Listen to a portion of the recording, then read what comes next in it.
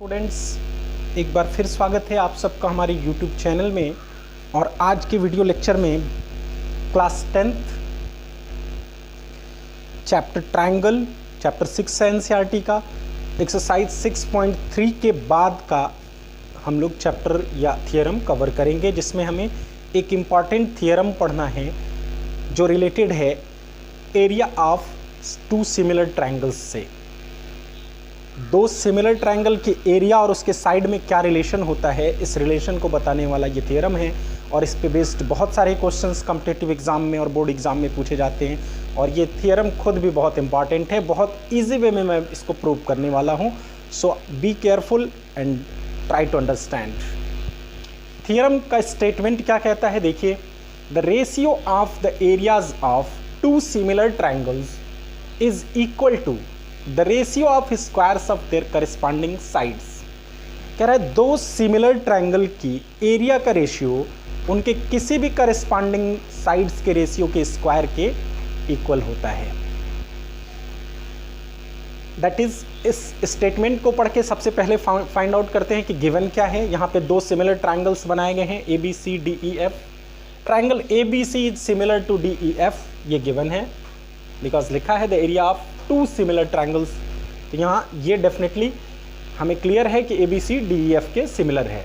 Now we have to prove that area of triangle A B C upon area of triangle D E F is equal to A B square upon D E square. दो corresponding sides हैं A B D E, तो उनके square के ratio के equal, और equal to A C square upon D F square, A C square upon D F square equal to B C square upon E F square. ये prove करना है।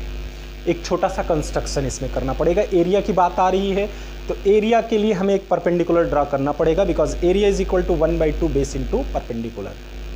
तो draw A L perpendicular to B C. B C पे हमने A L perpendicular draw कर लिया and D M perpendicular to E F. ये हमारा कंस्ट्रक्शन हो गया। आइए अब हम डायरेक्ट एरिया का रेशियो लिखते हैं। दोनों ट्रायंगल की एरिया का रेशियो लिखते हैं, देखते हैं क्या आता है। Now area of triangle A B C upon area of triangle D E F equal to क्या होगा, 1/2 बेस बी सी। पहले ट्रायंगल का बेस बी सी ले रहे हैं, इसके corresponding height A L upon 1/2 base E F second triangle में into corresponding height D M. ये हमने ले लिया। हाफ से हाफ कैंसिल होगा। अब इसको ऐसे भी लिखा जा सकता है B C upon E F into L upon D M. ये हमने एल अपान डी एम को अलग कर लिया, B C upon E F को अलग। इक्वेशन 1 सपोज करके छोड़ देते हैं। अब देखिए, नाउ इन ट्रायंगल्स, अब दो ट्रायंगल हम लेने जा रहे हैं A L B and D M E. ये दो ट्रायंगल हमने सेलेक्ट किया है।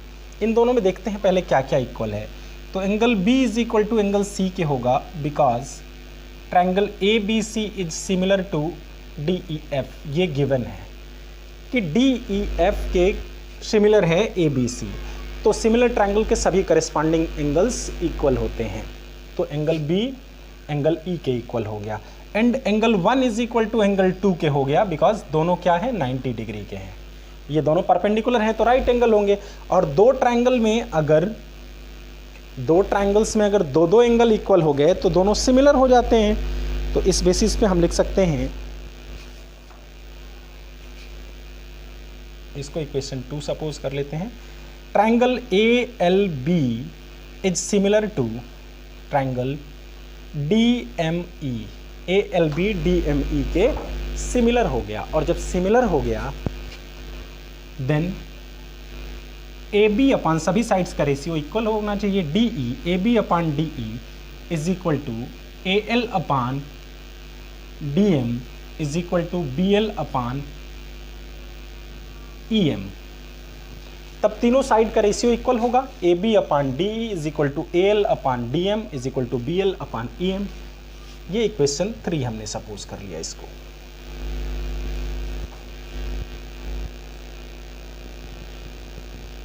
अब हम बढ़ते हैं इधर, but it is given that कि बोथ ट्रायंगल्स आर सिमिलर। ये गिवन है कि A B C D E F के सिमिलर है, तो ये भी होना चाहिए A B upon D E is equal to A C upon D F is equal to B C upon E F के होना चाहिए। इक्वेशन 4, जब ये दोनों बड़े ट्रायंगल आपस में सिमिलर हैं तो इनके तीनों साइड का रेशियो इक्वल होना चाहिए। बट फ्रॉम इक्वेशन 3 एंड 4, अब इक्वेशन 3 और 4 को गौर से देखिए। ए बी अपान डी किसके इक्वल है? A L upon D M के। तो यहां से हम ये वैल्यू रख सकते हैं, L upon D M is equal to A B upon D की जगह पे हमने एल अपान डी रख दिया, equal to B C upon E F लिख सकते हैं, B C upon E F. अब इसका यूज हम कर देंगे इक्वेशन 1 में।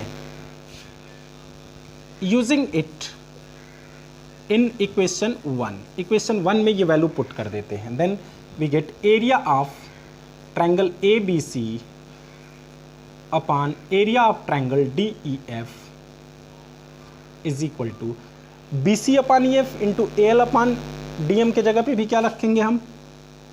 B C upon E F into, अब देखो A L upon D M के जगह पे क्या रखना है? B C upon E F रखना है, तो B C upon E F.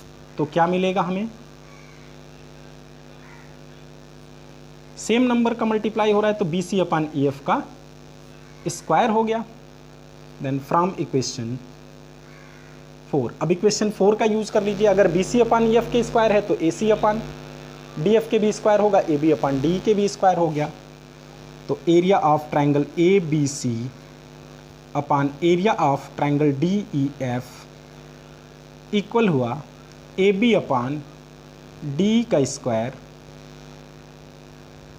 Is equal to A C upon D F का square is equal to B C upon E F का स्क्वायर। क्योंकि ये तीनों आपस में इक्वल हैं तो यहाँ पे हम ये वैल्यू पुट कर सकते हैं इन तीनों की, तो तीनों के इक्वल होगा, हेंस प्रूव्ड। इस तरह से ये थ्योरम प्रूव हुआ। अब इसके बेसिस पे हम बहुत सारे क्वेश्चन सॉल्व करने वाले हैं। इसके बेसिस पे हम लोग बहुत सारा क्वेश्चन सॉल्व करेंगे। तो ये हमारा थ्योरम था।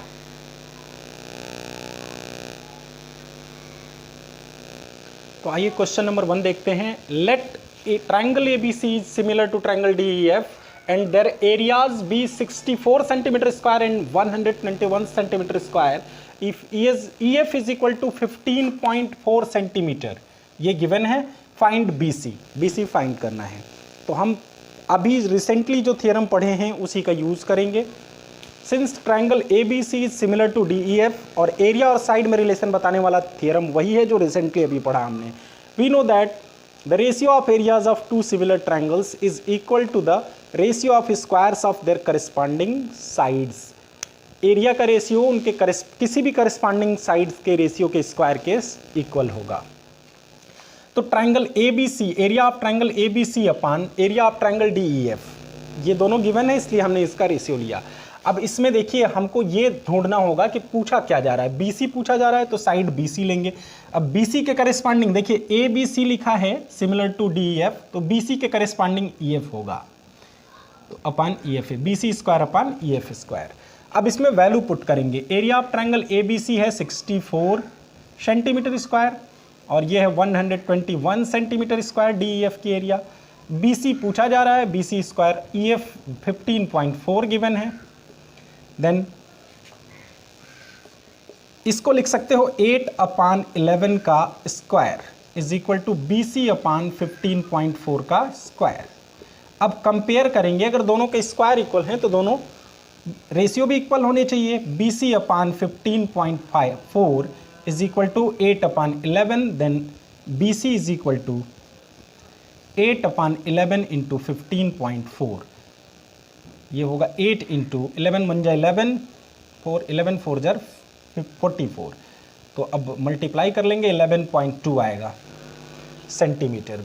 ये होगी हमारी BC की लेंथ। तो इस तरह से हमने फर्स्ट क्वेश्चन सॉल्व किया। अब सेकंड क्वेश्चन की तरफ पढ़ते हैं। और सेकंड क्वेश्चन में क्या पूछा गया? Diagonals of a trapezium ABCD with AB parallel to DC intersect each other at O। ये दोनों इंटरसेक्ट कर रहे हैं कहाँ पे? O पे। If A B is equal to two C D, A B two C D के equal है, find the ratio of areas of A B, A O B and C O D. A O B और C O D की area का ratio find करना है। तो पहले देखते हैं दोनों क्या सिमिलर हो पाते हैं। अगर सिमिलर होंगे तो डेफिनेटली उनकी एरिया का रेशियो ए बी और सी डी पे ही डिपेंड करेगा, उसके साइड्स हैं। इन triangles, since A B is parallel to D C, ये गिवन है, then in triangles A O B and D O C, A O B और डी ओ सी ट्रायंगल्स में देखते हैं क्या क्या इक्वल है। एंगल 1 एंगल 2 के इक्वल होगा, बिकॉज ये अल्टरनेट इंटीरियर एंगल्स हैं। अगर ये दोनों लाइन पैरेलल हैं, ट्रेपजियम में ये दोनों साइड पैरेलल गिवन है, तो एंगल 1 एंगल 2 के इक्वल होगा, अल्टरनेट इंटीरियर एंगल है। And angle A O B equal to angle C O D होगा, A O B C O D के इक्वल होगा, वर्टिकली अपोजिट है, वर्टिकली अपोजिट एंगल्स। अब दो एंगल इक्वल हो गए तो दोनों ट्रायंगल सिमिलर होंगे, A O B is similar to C O D. और जब सिमिलर हो गए तो इनके एरियाज का ratio, area of triangle A O B upon area of triangle C O D, यही फाइंड करना है हमें। ये किस पे डिपेंड करेगा? इसके किसी भी करस्पॉन्डिंग साइड पे। तो हम साइड में जिसमें रिलेशन गिवन है उन्हीं साइड को लेंगे। ए ओ बी का साइड ए बी लेते हैं और इसके करस्पॉन्डिंग सी ओ डी में डी सी है, इसके स्क्वायर के इक्वल होगा, स्क्वायर के रेशियो के इक्वल होगा। अब ए बी और डी सी में रिलेशन है, A B is equal to 2 CD, यहाँ सी डी लिखते हैं या डी सी, दोनों बात एक ही है। तो ए बी की जगह पे लिख सकते हैं 2 CD अपॉन सी डी का square, because it is given that A B is equal to 2 CD, ये गिवन है। तो यहाँ सी डी से सी डी कैंसिल होगा, फाइनली हमें मिलेगा area of triangle A O B upon area of triangle C O D is equal to 2 upon 1 का square is equal to 4 upon 1। Hence area of triangle A O B ratio area of triangle C O D is equal to 4:1 answer. ये हमारा question का answer हुआ और इस तरह से easily हमने इसको सॉल्व किया। तो आइए स्टूडेंट क्वेश्चन नंबर 3 की तरफ चलते हैं। क्वेश्चन नंबर 3 में क्या गिवन है? In the given figure, ABC and DBC are two triangles on the same base BC. If AD intersect BC at O, so that area of ABC upon area of DBC is equal to AO upon D. एक figure दिया है जिसमें ABC triangle और DBC दोनों BC base पे बने हैं और ये प्रूव करना है हमें। Since ABC and DBC are on the same base BC, then construction एक करना पड़ेगा हमें।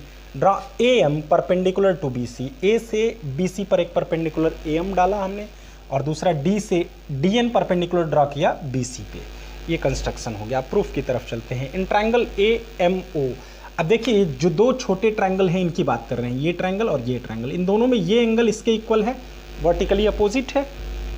AMO is equal to DON angle, vertically opposite angle, साथ में VOA लिखा है। AMO is equal to DNO, AMO DNO के इक्वल है, दोनों 90 डिग्री का है जब परपेंडिकुलर है तो।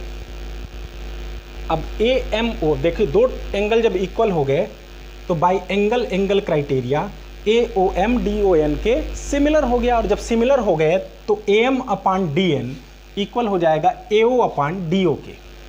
इक्वेशन 1 इसको सपोज कर लिया हमने, क्योंकि करस्पॉन्डिंग पार्ट्स का रेशियो इक्वल होता है सिमिलर ट्रायंगल में। अब हम देखते हैं area of triangle ABC upon area of triangle DBC, तो क्या होगा? Half BC base BC into AM, और ये होगा हाफ BC, इसका भी base BC into corresponding height DN। अब हाफ BC से हाफ BC कटेगा, बट बचेगा क्या? AM upon DN। From equation 1, equation 1 का इसमें यूज कर लीजिए। Then area of ABC upon area of DBC is equal to AM upon DN के जगह पे क्या लिख सकते हैं? AO upon DO। Hence proved, और यही हमें प्रूव करना था। अब नेक्स्ट वीडियो लेक्चर में मिलते हैं किसी नेक्स्ट टॉपिक के साथ। तब तक के लिए इतना ही। थैंक्स।